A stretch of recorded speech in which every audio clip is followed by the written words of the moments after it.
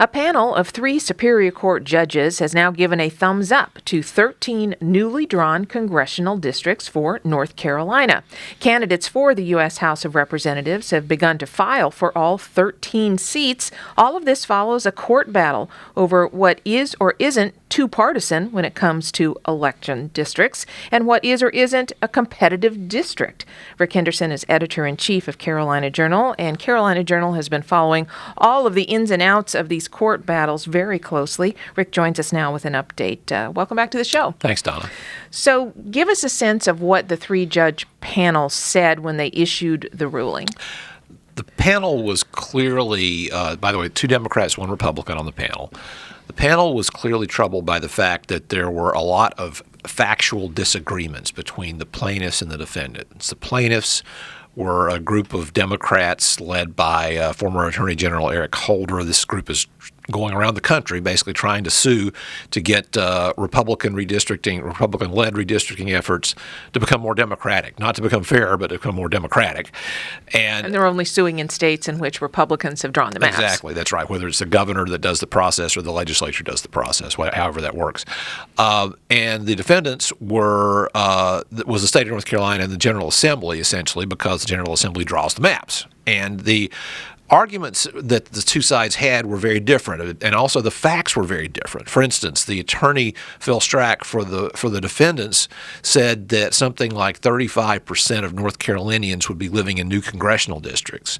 The plaintiffs said no, it was more like 25%. I mean, that's a pretty big difference when you're talking about 10 million people. That's a significant number of folks. Sure. And there were all sorts of other differences about whether or not the districts were significantly different than the ones that were there beforehand and the like. And basically, the judges said, look, sorting through all this will take time. It took us 3 years to basically get through the legislative districting issue before we got to an agreement that people were happy enough with.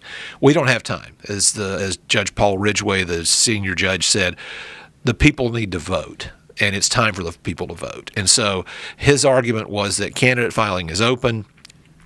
There's a chance that a delay, as he learned from the attorneys for the State Board of Elections, that a delay in the primary, if they were to have a new filing period, could mean that the primary would take place in June or as late as August. And the defense attorneys said, the last time we did this in 2016, not that long ago, we had a drop-off of about 80% of the number of people who voted in a separate congressional primary. Rick, did it nudge the judges panel into approving this map based on the fact that the process that was used to draw the 13 districts was very open, very transparent, essentially the same process that those 3 judges had required of the redrawing of some legislative districts, which they ended up approving? Did that help? That helped. It said they said this was not perfect, but that it was by far a superior process in what's been used before. They said they hoped that in the future the legislatures would use this sort of process again. And also they pointed out, they chided the plaintiffs a bit for saying that, or for filing a lawsuit in late September when the Supreme Court handed down its decision in late June saying that future redistricting battles like this have to take place in state courts. And the point that Judge Ridgway made for the court was that, look, if this was such an issue for you, why didn't you file in, say, July rather than in September? It looks like you were the ones who were trying to run out the clock, not the Republicans, as has been asserted by some on the left. And there had been questions as to whether or not there would be an appeal. It looks like Eric Holder's organization, that's the group that has been suing in states where Republicans have drawn the districts. They have said, nope, they're not going to appeal this. So as far as we know, this is final. We're going to go forward with this. The candidates are filing. And yet, some people are still saying, hey, this isn't fair. It's too partisan. It's set up for Republicans to win. Very interesting column written by our colleague Mitch Kokai, of course, co-host here of Carolina Journal Radio, which you can read at carolinajournal.com, in which Mitch makes the point, look, people can say that it's too partisan one way or the other, but if you actually look at the map and look at the clusters of counties that make up the districts, it looks pretty darn fair. Yeah. If you look at it, because he actually added some photos and embedded them in the text of the column, which show that, for instance, on the far eastern and far western sides of the state, the districts are very compact and make a lot of sense. There's the district that the attorneys mentioned during arguments, the Outer Banks district, as they call it, which goes essentially from the Virginia border almost all the way down to the Wilmington area. I mean, that's a district that's been relatively consistent for the better part of 30 or 40 years, and they kept it that way. Now we have a far western North Carolina district, which essentially draws a line from Boone south and then west and covers all that area of the state. So Asheville is now completely encompassed in the 11th congressional district, which it wasn't before. If you look at the map, it's interesting because it looks like there are natural groupings. Now, in the case of Wake County and Mecklenburg County, Mitch points out in his column at CarolinaJournal.com, those were the two places where the population is large enough that in those two cases, they actually have a district that is just that county. Yeah. Now, Wake County, there's also a portion of Wake County that is in a different district, but that's because of the population density. Yeah, that's right. There are too many people in both counties for that to be just simply encompassed in a single district without any other district involved. Wake and Mecklenburg were done that way, which was not the case in the past. In fact, according to some of the proposals that came before the redistricting committee, if I'm not mistaken, one or the other county might have been split up as many as 3 or 4 times. So that was something that the court was concerned about.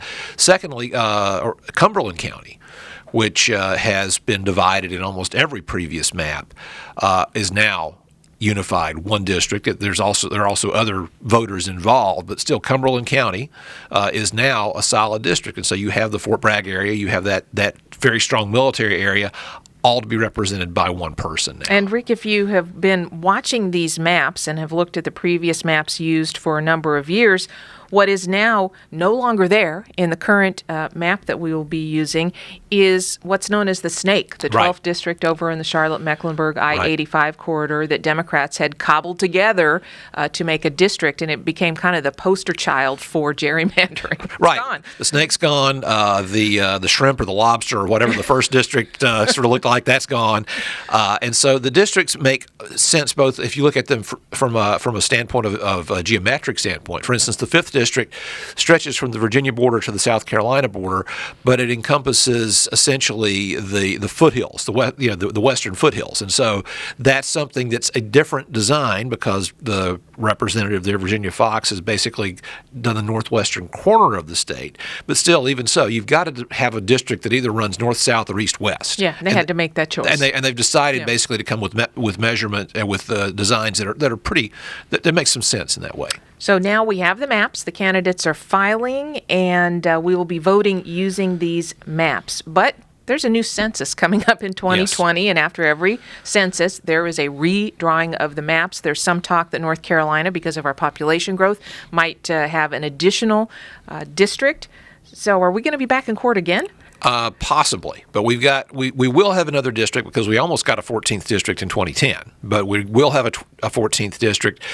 It just depends on what happens. For one thing, if we see a redistricting reform measure that the John Locke Foundation has been talking about and advocating for a quarter of a century come forward, then it's possible that would preclude court challenges, but we'll just have to see. And it's also possible that we will have a divided General Assembly next year. We may have a Democratic chamber and a Republican chamber, and that would make court cases, I would think, less likely if that's the case. Definitely one of the stories that we like to say, stay tuned. All sorts of things could happen. But for now, we do have a congressional district map. Rick Henderson is editor-in-chief of Carolina Journal. By the way, you can always read about all of these election issues at CarolinaJournal.com. And the piece that we mentioned by our colleague Mitch Kokai, that is available there as well, headlined, "A Redistricting Picture Worth More Than Most Words Written About It." Rick, thanks very much for joining us. Thank you, Donna.